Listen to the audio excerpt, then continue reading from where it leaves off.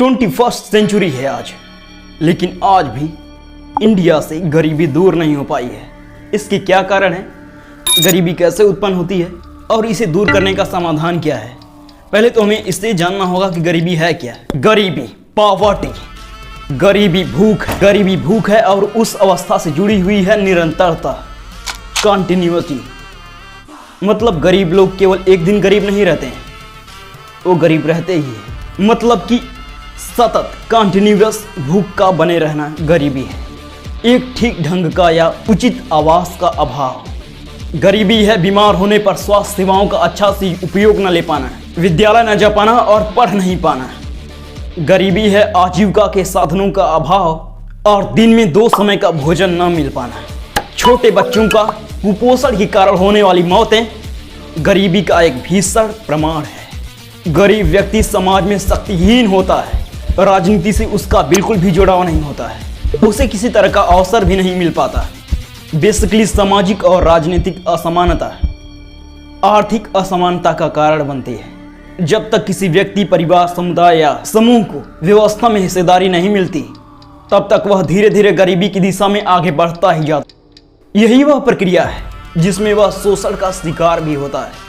किसी तरह का क्षमता या स्ट्रेंथ का विकास न होने उसके पास कोई ऑप्शन नहीं रह जाता। उसके लिए आजीविका के साधन कम पड़ जाते हैं, तो वह सामाजिक और राजनीतिक व्यवस्था में निष्क्रिय पड़ जाता है और निर्धनता की स्थिति में पहुंच जाता है। अब हम जान लेते हैं गरीबी के कारण क्या है।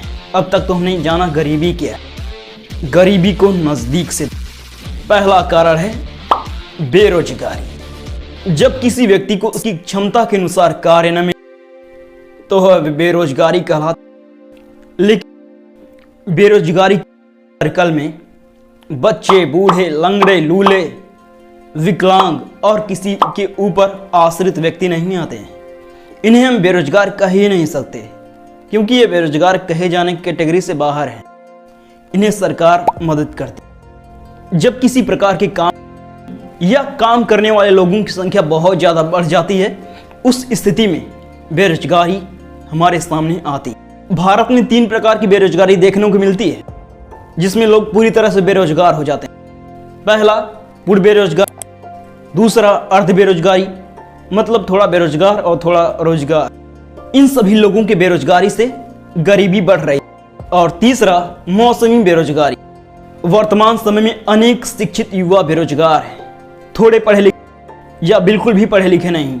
मजदूरों को काम नहीं मिल पा रहा, किसानों को भी मौसम की मार झेलनी पड़ रही, खेतीहर मजदूर भी अर्ध बेरोजगार हैं, जिसके कारण हमारे चारों तरफ बेरोजगारी पर्याप्त मात्रा में उपलब्ध है। जिधर देखो उधर बेरोजगारी, गरीबी, बेरोजगारी ही गरीबी है। दूसरा फैक्टर क्या है? महंगाई का दुष्परिणाम हमारे सामने अनेक रूपों में आता है। महंगाई के कारण मानव की आवश्यकताएं भी पूरी नहीं हो पाती। असंगठित मजदूरों की दशा तो और भी ज्यादा दयनीय है। उन्हें रोज कमाना और रोज खाना पड़ता, उन्हें महीने की सैलरी नहीं मिलती। वेतनभोगी कर्मचारी भी महंगाई से बहुत ज़्यादा पीड़ित, क्योंकि एक निश्चित वेतन से ही उन्हें पूरे महीने भर की अपनी आवश्यकताओं को पूरा करना पड़ता। और ऐसे में यदि महंगाई के कारण व्यक्ति की मूलभूत आवश्यकताएं भी पूरी नहीं होती हैं, तो उसमें हताशा और निराशा की भावना पैदा हो जाती है। सो महंगाई भी गरीबी का एक मुख्य कारण। तीसरा कारण भ्रष्टाचार। भ्रष्टाचार भी एक गरीबी का कारण ही। वर्तमान समय में भारतीय राजनीति पूरी तरह से भ्रष्ट हो चुकी और प्रशासनिक भ्रष्टाचार का भी बोलबाला। यथा राजा तथा प्रजा की कहावत पूरी तरह से भारतीय राजनीति में व्याप्त है। जब देश को चलाने वाले नेता, सरकारी अधिकारी और बड़े बड़े उद्योगपति ही भ्रष्ट हो जाएंगे, तो जनता से चरित्रवान बनने की आशा करना ही व्यर्थ है। भ्रष्टाचार व्यक्तिगत रूप से भी पनपता जा रहा है और प्रत्येक व्यक्ति अपनी सुख सुविधाओं की चाह में भ्रष्ट होता जा रहा है। खुद के लाभ, खुद के और भौतिक सुख के लिए वह नैतिक और अनैतिक के अंतर को भी भूलता जा रहा है। ऐसे भ्रष्टाचार के पनपने से अमीर और भी अमीर होता जा रहा है और गरीब और भी गरीब होता जा रहा है, जिससे गरीबी और ज्यादा बढ़ती जा रही है, क्योंकि आखिरी में शोषण तो गरीब का ही होता है। गरीबी को बढ़ाने के लिए चौथा कारक है। चौथा कारण है जातिवाद।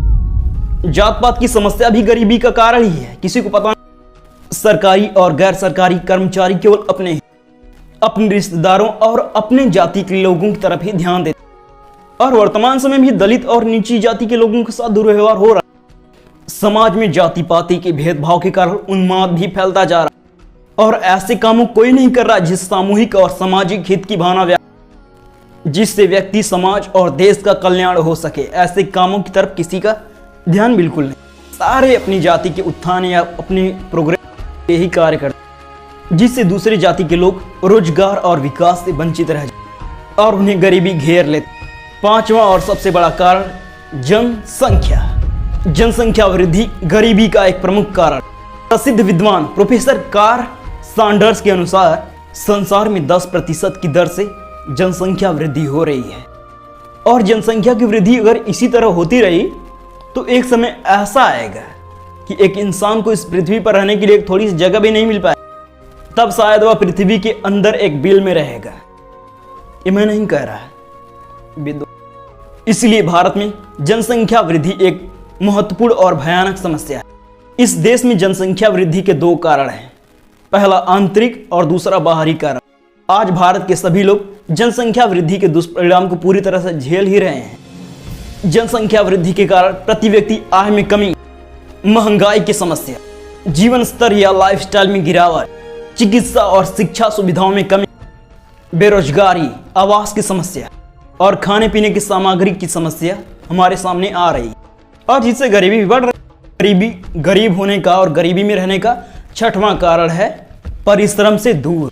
जो प्रयत्न किसी उद्देश्य की पूर्ति के लिए किया जाए, किसी एम को पूरा करने के लिए किया जाए, परिश्रम कहलाता है। मनुष्य केवल और केवल परिश्रम की बदौलत ही अपनी प्रगति कर सकता है। जीवन के सफलता की कुंजी परिश्रम ही है, इसलिए हर क्षण हमें परिश्रम की आवश्यकता होती है। जीवन में परिश्रम की महत्ता को सभी लोग स्वीकार करते हैं। परिश्रम में वह ताकत है जो निर्धनता या गरीबी को दूर कर सकता है। परिश्रमी व्यक्ति अपने लक्ष्य की ओर अग्रसर होता है।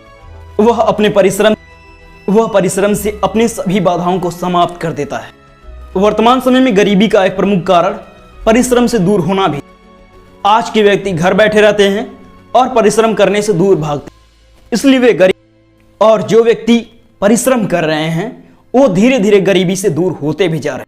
हमने गरीबी को जाना, गरीबी के कारण, अब गरीबी के दुष्परिणाम। प्रतिभा पलायन, मतलब एक जगह के टैलेंट को दूसरी जगह जाना ही पड़ता। जब किसी प्रतिभाशाली व्यक्ति को अपने क्षेत्र या राष्ट्र में रोजगार नहीं मिल पाता तो उसे अपने क्षेत्र या राष्ट्र से पलायन करना ही पड़ता है। असाधारण प्रतिभा संपन्न व्यक्ति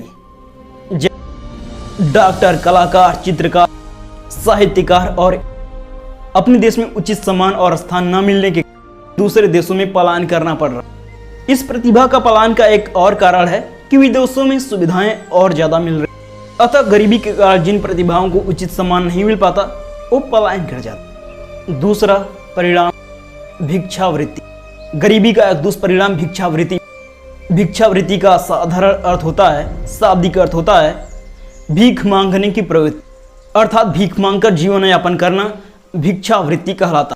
भीख मांगना एक कला है जिसमें निपुण होने के लिए अभ्यास की आवश्यकता होती है, लेकिन यह याद रहे कोई भी व्यक्ति भीख मांगना नहीं चाहिए, क्योंकि आज के समय भिक्षावृत्ति को हेय दृष्टि से देखा जाता है। मतलब हीन भीख मांगने वाले को बहुत से जलालत का सामना करना पड़ता। भीख मांगने के लिए लोगों के सामने गिड़गिड़ाना पड़ता है, हाथ फैलाना और दीनहीन बनना पड़ता, और यह काम एक बेहया और बेशर्म व्यक्ति ही कर सकता। भीख मांगने का यह कार्य कोई व्यक्ति अपनी इच्छा से नहीं बल्कि गरीबी के कारण ही करता है। अपनी आवश्यकताओं, रोटी, कपड़ा और मकान को पूरा करने के लिए करता है। अतः कहा जा सकता है भीख मांगना या भिक्षावृत्ति गरीबी का दुष्परिणाम। तीसरा दुष्परिणाम बाल श्रम, चाइल्ड लेबर। गरीबी का एक दुष्परिणाम है चाइल्ड लेबर। जब 14 उम्र का बच्चा घर, दफ्तर, फैक्ट्री, रेस्टोरेंट में काम करता है तो वह बाल श्रमिक कहलाता है। आज हमारे देश में नन्हे मुन्ने नौनिहाल अपने खाने पीने, खेलने कूदने और पढ़ने लिखने की उम्र में गरीबी के कारण मेहनत करने को मजबूर है। आज गरीबी के कारण छोटे छोटे बालक मजदूरी करते हुए घरों, ढाबों, चाय की दुकान आज छोटे होटलों आदि में देखे जा, और ऐसे जगहों पर ऐसे बच्चों की हालत बहुत ज़्यादा दयनीय होती है। वहाँ पर इन बच्चों को बचा खुचा जूठा भोजन करना पड़ता, दिन रात बर्तन धो धोकर, जूठे बर्तन उठाकर और दूसरों की सेवा करके ये थक कर जमीन पर ही सो जाते। सुबह जल्दी उठकर फिर से उन्हें वही काम करना पड़ता है। इसी तरह अपनी गरीबी की छोटे बच्चे अपने कंधे पर थैला लेकर प्लास्टिक, कागज, पॉलीथीन आदि इकट्ठा करते हुए दिखाई देते। इन सब का प्रमुख कारण गरीबी ही है। गरीबी बहुत ज्यादा भयानक दुष्परिणाम आतंकवाद, टेररिज्म। आतंकवाद का शाब्दिक अर्थ है डरा धमकाकर किसी से अपनी बात को मना। इसलिए आतंकवाद नामक यह शब्द मानव को हर कदम पर त्रस्त कर रहा है। आतंकवाद रूपी दानव आज केवल भारत को ही नहीं, पूरी दुनिया को अपने चपेट में ले चुका। आतंकवाद के पनपने का प्रमुख कारण गरीबी ही है। गरीबी से त्रस्त होकर आज युवा आतंकवाद की तरफ भटक रहा है। कभी कभी युवा अपनी आवश्यक आवश्यकताओं की पूर्ति न होने पर आतंकवाद की तरफ उन्मुख होता जाता है। आज का युवक अपनी जिंदगी तनाव, संघर्ष, मजबूरी, यातनाओं और कष्टों के दौर से गुजरने लगता है और उसकी जिंदगी पहाड़ जैसी हो जाती है। उसका जीना हराम हो जाता है। उसे निराशा घेरे रहती है। वह अपने और अपने परिवार की न्यूनतम आवश्यकताओं को भी पूरा नहीं कर पाता। उच्च शिक्षा के क्षेत्र में शिक्षा ग्रहण कर लेने पर और प्रतिभा संपन्न होने के बावजूद भी उसे नौकरी नहीं मिल पाती। ऐसी स्थिति में वह आतंकवाद का सहारा लेता। अतः कहा जा सकता है गरीबी का ही दुष्परिणाम आतंकवाद